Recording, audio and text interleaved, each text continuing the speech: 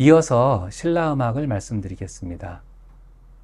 신라에는 백제나 고구려에는 우리가 그 이름을 알 수 없었던 국립음악기관이 존재했습니다.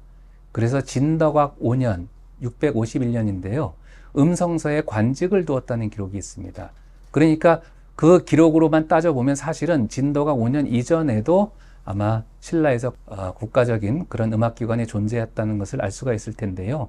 종묘 제도를 두고 그 조상에 대해서 제사를 지내는 그런 예언들이 벌어졌음을 알 수가 있습니다. 신라의 악가문은 기록이 좀 남아 있습니다. 회열과 신열악이라는 그런 음악은 유리왕 때 만들어졌고, 도라악은 탈의왕 때 만들어졌고, 지하악은 파사왕 때 만들어졌습니다. 산해는 내해왕 때 만들어졌고요. 가문은 내밀왕 때 만들어졌고, 우시각은 눌지왕 때 만들어졌습니다. 이렇게 굉장히 많은 그런 그 음악들이 있는데 일일이 다 거열하기도 어려울 정도죠. 그 중에 이제 우리가 그 가무라고 하는 것, 가무라고 하는 그런 음악을 한번 살펴보면요. 정명왕 때, 그러니까 681년에서 692년, 그 시기에 이제 재위했던 왕인데, 정명왕 9년에 신촌에 행차하여 잔치를 베풀고 음악을 연주한 가무는 감 6명, 가척 2명, 무척 1명이 그 음악을 연주했다라는 기록이 있습니다. 그러면 도대체 감은 무엇이고, 아마 그 춤을 관장하기 위해서 여러 그 직책들이 있었을 거고, 그 직책에 6명이 존재했다라는 거고, 가척은 가라고 하는 악기를 연주한 사람, 무척은 추는 사람입니다. 척이라고 하는 것은 예술인을 가르쳐요. 그러니까 가척 2명과 무척 1명이 연행했던 것이 가무라는 것인데, 이 가라고 하는 것은 사전적인 의미로 보면 호들기 갓라고 우리가 의미를 부여를 하는데, 호들기는 피리와 같은 악기입니다. 그래서 제가 신라 토기 뚜껑해 보이는 가라고 하는 그런 그 도판을 하나 제시를 해드렸는데요. 한 손으로 어떤 막대 같은 것을 잡고, 그 다음에 새털 장식을 한 그 모자를 쓰고 행진을 하고 있는 사람의 모습을 볼 수 있을 것입니다. 한 손으로 연주하는 관악기의 특징이 가의 특징과 일치합니다. 그래서 신라시대 때 이런 형태의 악기로 연주하면서 춤을 추는 그런 그 공연이 있었다라는 것을 우리가 살펴볼 수 있겠습니다. 신라에 전해진 가야의 음악이 많습니다. 우리가 가야금이 이제 가야에서 만들어지고 악사 성열현 사람이었던 우르기 12곡을 지었다고 하지 않았습니까? 근데 성열현이 가야가 신라에 의해서 그러니까 멸망하게 되자, 그 멸망할 그 위기에 처해지자 가야금을 들고 신라에 투항을 했습니다. 그래서 신라의 진흥왕이 투항한 우룩을 받아들이고 그를 국원에 안치하고 대나마라고 하는 관직을 갖고 있는 주지, 계고, 그 다음에 대사라고 하는 관직을 갖고 있는 만덕을 보내서 이 우르기 하고 있는 모든 그 공연 예술을 다 전승을 받게 했습니다. 그러니까 이 우르기의 12곡이 신라에 다 전승이 됐다는 것이고요. 그리고 전승된 그런 그 신라의 음악, 가야의 음악들은 신라에서 다시 개편돼서 신라의 음악으로 정착하게 됩니다. 제가 제시한 이 표를 보시면 우르기 가야에서 만들었던 그런 그 공명을 알 수가 있는데, 하가라도 상가라도 보기 달기 사물 물의 하기물 사자기 거열 사팔의 이사 상기물입니다. 이 12곡인데요. 그 중에 보기 같은 경우는 아마 그 공을 가지고 노는 그런 연희 같은 것이고, 사자기는 사자춤하고 관련이 되어 있는데, 나머지는 다 그 가야 지역의 지역 명칭과 관련이 되어 있습니다. 그래서 북한 사람들도 남한 사람들도 그것들을 고증을 했는데 아직도 의견이 갈립니다. 그러니까 정확하게 어느 지역의 음악인지는 알 수 없습니다만은 가야의 여러 지역의 음악이 우룩을 통해서 신라까지 전승됐다라는 사실을 알 수가 있게 되는 것이고요. 그 다음에 이제 신라의 악기가 문헌에는요, 뭐 노래 부른다, 그 다음에 금을 연주한다, 북을 친다 정도의 굉장히 단순한 기록만 존재하고 있습니다. 그렇지만 사서에 기록된 것보다 우리가 신라에서 신라 지역에서 출토할 수 있는, 발굴할 수 있는 그런 그 토기 속에 존재하고 있는, 토우 속에 존재하고 있는 그런 유물들을 살펴보게 되면 다양한 악기들이 존재하고 있는 것을 알 수가 있습니다. 그러니까 토우를 통해서 신라의 문헌에는 기록되지 않았지만 다양한 악기들이 있다는 걸 우리가 알 수 있게 되는 것이죠. 네, 이상 삼국시대의 음악 문화를 살펴보았는데요. 삼국을 통일한 국가가 등장합니다. 통일신라입니다. 우리가 고구려 백제 신라를 통일했다고 해서 신라를 계승한 신라를 우리가 통일신라라고 부르고 있고요. 676년부터 935년 동안 통일신라가 존속했습니다. 통일신라 시기는 사실은 우리가 과거에는 통일신라만을 얘기했지만 오늘날은 발해까지 포함해서 통일신라와 발해가 남북국 시대를 이뤘다고 하는 것입니다. 지도에서 보시면 신라의 위치와 발해의 위치가 정확하게 남북을 형성하고 있는 것을 알 수가 있습니다. 먼저 통일신라에 대해서 말씀을 드리겠는데요. 통일신라는 오늘날 우리가 한국 전통음악을 분류할 때 향악, 당악, 아악의 분류법을 쓰고 있긴 한데 그런 향악이 완전히 발전하고 정착했던 시기로 볼 수가 있겠습니다. 그래서 신라는 고구려나 백제의 음악을 흡수해서 오늘날 한국으로 전승되고 있는 향악의 틀이 완성된 그 시기로 볼 수가 있습니다. 그래서 이 고구려의 거문고라고 하는 악기는 그 신라 경문안 때에 민간에 확산되게 됐습니다. 그러니까 신라 사람 사창 공영의 아들이었던 옥보고가 그 지리산 운산운에 들어가서 현금곡 30곡을 지은 다음에 명덕이라든지 귀금이 그 음악을 전승해서 비록 고구려의 음악이지만 그것이 신라에 전승되게 되는 모습들을 보여줍니다. 그러니까 신라가 단순히 신라 음악만 쓰고 고구려나 백제 음악을 배척한 것이 아니라 고구려 백제의 음악들을 다 흡수해서 통합된 그런 향악으로 음악을 갖고 갔다라는 모습을 우리가 알 수가 있는 것이고요. 신라의 이제 향악을 대표하는 노래라고 한다면 향가를 들 수 있겠습니다. 사실은 이제 그 통일신라 시대 때 진성여왕 때 위용과 대구화상이 지은 향가집으로 3대목이 있습니다만은 이 3대목은 오늘날 전승되지는 않고요. 일현이 지은 삼국유사의 14수, 규녀가 지은 규녀전의 11수, 즉 해서 25수의 가사가 남아 있습니다. 물론 그 시기에 악보가 남아 있어서 우리가 향가를 어떻게 노래 부르는지 알 수 있다면 너무 좋았을 텐데 안타깝게도 그 노래는 알 수가 없습니다. 우리 그 도솔가라고 월명사가 지은 그런 화랑 월명사가 지은 향가가 있는데요. 그 향가의 내용을 살짝 살펴보면 하늘의 변괴가 사라지는 그런 노래였다고 하는 겁니다. 그러니까 어떤 주술적인 그런 느낌을 갖고 있는 향가가 되는 것이죠. 그래서 향가는 이렇게 월명사의 도솔과 같은 주술계 향가도 있고요. 유리왕대의 도솔과 산해악, 도라악 같은 차사, 이렇게 감탄하는 것이 감탄사가 있는 산회계 향가가 있고요. 그 다음에 헌화과 양산과 그 다음에 해롱과 같은 민요식으로 부르는 향가도 있어서 다양한 향가의 장르가 있었다라고 볼 수가 있겠는데요. 그 음악적인 그 틀은 오늘날 전혀 알 수가 없는 그런 상황입니다. 그 다음에 이제 그 중국으로부터 당악이 이미 고구려 백제 신라에 다 들어왔겠죠. 그러나 그 당악의 실제적인 그런 그 유입 기록은 신라에 나타나게 됩니다. 그러니까 이제 664년 문무왕 때 성천이라는 사람과 구일이라는 사람을 임금이 보내가지고 지금 공주인 그런 부성에서 당악을 배워오게 하는 겁니다. 그러니까 이때 중국의 사람들이 한반도에 거주하고 있었던 것은 신라가 이제 고구려 백제와 전투를 하고 통일을 하는 과정 속에서 당의 도움을 많이 받았거든요. 그러니까 당의 군대가 주둔하고 있었을 것이고 아마 당을 통해서 당학을 배웠다면 그 당의 군악이거나 또 그리고 당의 군대를 위로하는 그런 그 음악으로서 당학을 우리가 배워왔을 가능성이 존재하고 있고요.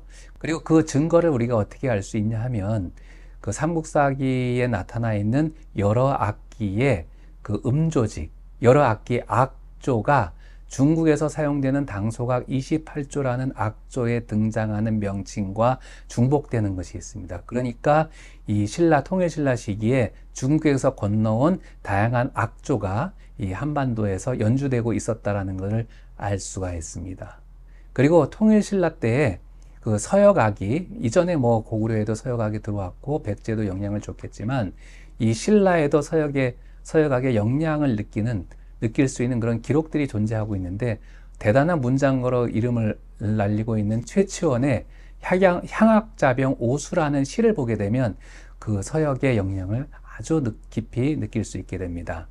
향악자병 오수에는 서역계 음악으로서 산악이 많이 보입니다. 특히 산해라고 하는 것은 사자기, 즉 사자춤을 말하는데요. 아마 그 신강 지역의 서량이나 구자 지역 계통의 사자기를 형상한 시가 아닐까 보고요.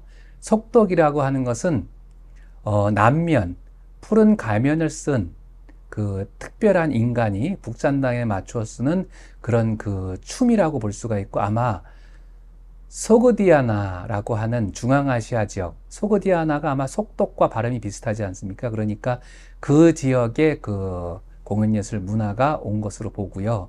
월전이라고 하는 건 여러 선비들이 술잔을 다투어 마시는 아주 우스꽝스러운 내용의 것으로서 중앙아시아의 호탄이라고 하는 지역이 있는데, 그 지역의 공연예술 문화로 보고, 대면은 황금 가면을 쓴 사람이 이 주편, 구슬을 쭉 깬 그 채찍 같은 걸 들고 귀신을 쫓는 그런 내용을 담고 있는 것으로서 이것은 아마 북제 시기의 그런 그 공연예술 문화라고 보는 것입니다. 그리고 마지막으로 금안이라고 하는 것이 있는데, 금안은 금으로 번쩍거리는 그런 그 공이라는 뜻인데, 그것을 어떤 방식으로 갖고 연희하는 모습을 보여주니까 아마 이 서역계 계통의 공연예술의 하나로 이것도 볼 수 있겠습니다. 그래서 최치원의 향악자병 오수를 통해서 우리가 서역의 공연예술 문화가 한반도, 특히 이제 통일신라 시대까지 존속했다는 걸 알 수가 있는데, 특히 여기서 중요한 점은 이 시의 5수의 시의 제목이 향악이라는 것입니다.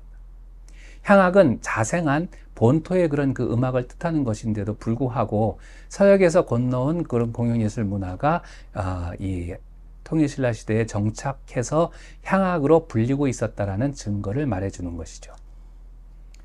그 다음에 신라 지역에는요, 특별한 부교 예술 문화도 들어왔습니다. 그러니까 이제 범패라고 하는 그런 그 사찰에서 전승되고 있는 음악인데요. 범은 산스크리트를 대표하는 말이고, 패는 노래입니다.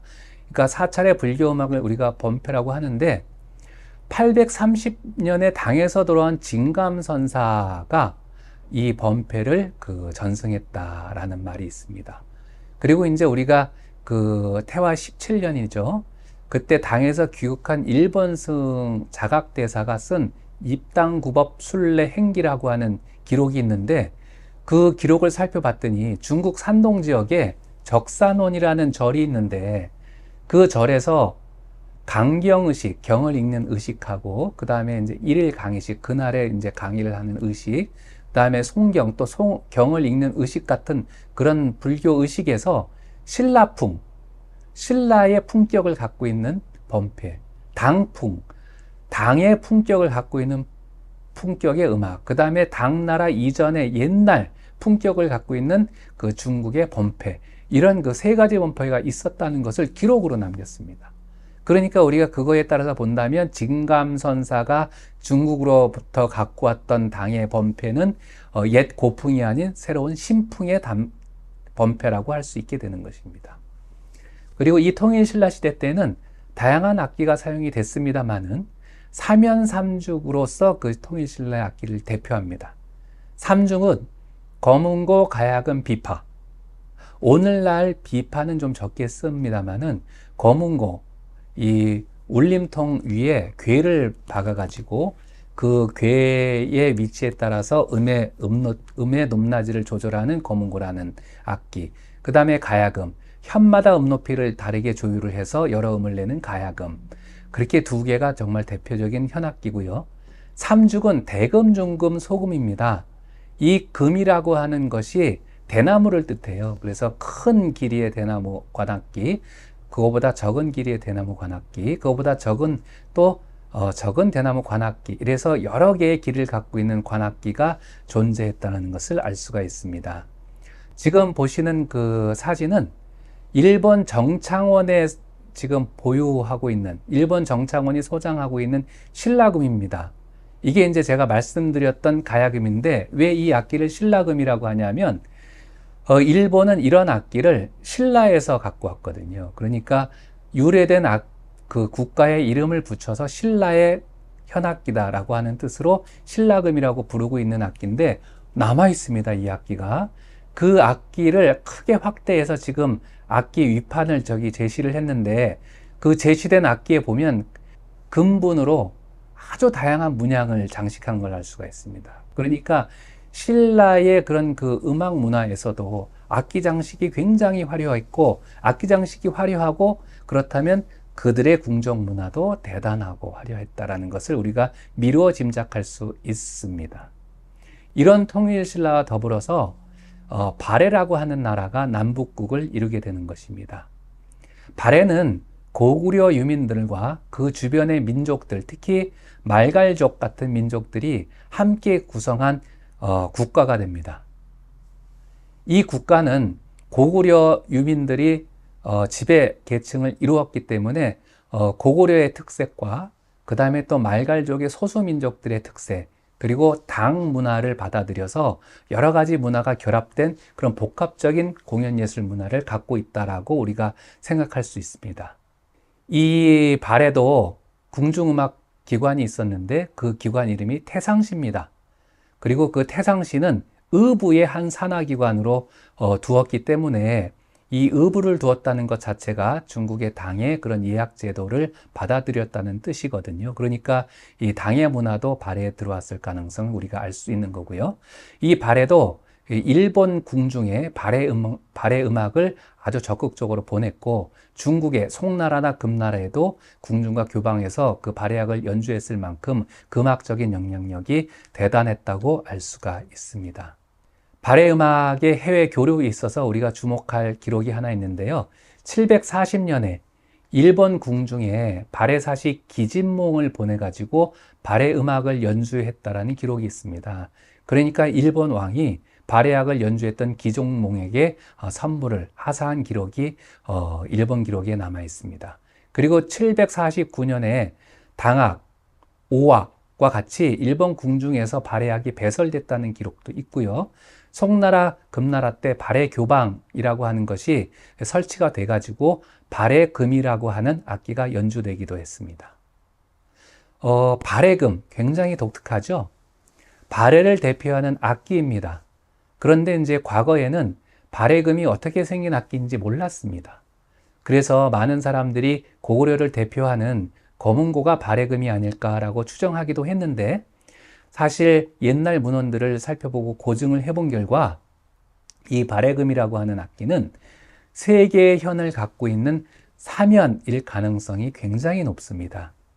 아마 사면이라고 하는 것은 오늘날 우리나라에서 연주가 되지 않고 있는 악기이기 때문에 그 모습을 상상하기가 어려울 수도 있습니다. 하지만 기타라고 생각을 하시고 세 줄을 갖고 있는 기타라고 생각을 하시면 그 모습이 자연스럽게 떠오를 텐데요. 이 발해금이 발해교방에서 연주됐다라고 하는 것, 그리고 오늘날 그 발해금이 일본에 영향을 줘서 일본 사면과 분명히 관련이 있을 거라고 하는 추정을 살펴보면 발해 음악도 굉장히 우수한 음악 문화를 갖춘 그런 국가였다라고 하는 것을 알 수가 있을 것 같습니다. 그래서 발해는 고구려와 당의 음악 문화를 받아들였고 주변의 말갈족 음악 문화를 받아들였기 때문에 그 악기가 다양했을 것이고, 발해금이 오늘날의 사면과 유사한 악기라는 것, 그리고 또 이제 말씀을 드리자면 발해 정효공주묘라고 하는 무덤이 중국에서 발굴이 됐는데, 거기에 박판이라고 하는 악기, 생황이라고 하는 악기, 비파류의 악기의 도상이 보인다는 점에서 기록으로 남아있는 악기뿐만 아니라 다양한 악기들이 정승되고 있다는 것도 알 수가 있습니다. 그리고 최근에 러시아 지역 발해 옛성터에서 구금이라고 하는 악기가 또 발견됐습니다. 여기에 보시는 그 악기 중에 좌측에 있는 악기가 발해 공주묘에서 살펴볼 수 있는 발해 악기고요. 맨 좌측이 박판, 가운데가 공후, 그 다음에 맨 오른쪽이 비파류 악기고요. 오른쪽에 보이는 악기가 구금입니다. 이 구금은요, 유라시아, 그리고 심지어는 일본의 아이누족 민족들이 연주하는 주스아프 계열의 악기입니다. 그러니까 헤어핀처럼 생겼죠. 머리핀처럼 생겼는데 그 중간에 리드가 있어가지고 입에 그 리드를 대고 손으로 튕겨서 구강에서 공명을 시켜서 연주하는 악기인데 굉장히 소수민족들이 많이 선호하는 악기입니다. 그래서 발해는 당의 궁중음악 문화, 그 다음에 고구려의 궁중음악 문화, 그리고 소수민족들의 그 민족적 음악까지 결합된 복합적인 문화예술을 갖고 있었다라고 우리가 지금 알 수 있습니다.